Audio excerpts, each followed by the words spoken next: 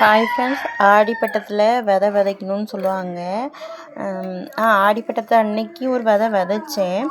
சரி, இன்னும் ஆடி முடியல, அதனால் இருக்கிற விதையும் போட்டுடலான்னு எடுத்து வச்சுருக்கேன். என்கிட்ட கொஞ்சம் விதை இருக்குது. இது கத்தரிக்காய் விதை ஃப்ரெண்ட்ஸ், நானே ரெடி பண்ணி வச்சது தான்.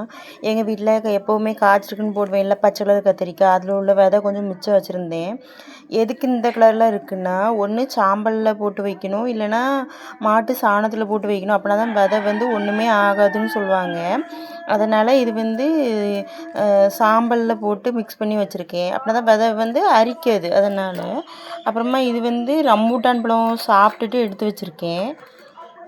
ஏற்கனவே போட்டிருந்தேன், முளைச்சி வந்துச்சு.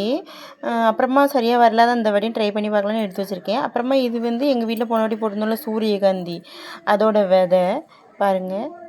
இதுவும் வருதான்னு பார்க்கலான்னு போட்டிருக்கேன். இது வரலன்னா சூரியகாந்தி விதை இன்னும் வச்சுருக்கேன். அது மழை பெய்யும் போது போட்டு பார்க்கலான்னு வச்சுருக்கேன். வாங்க போடலாம்.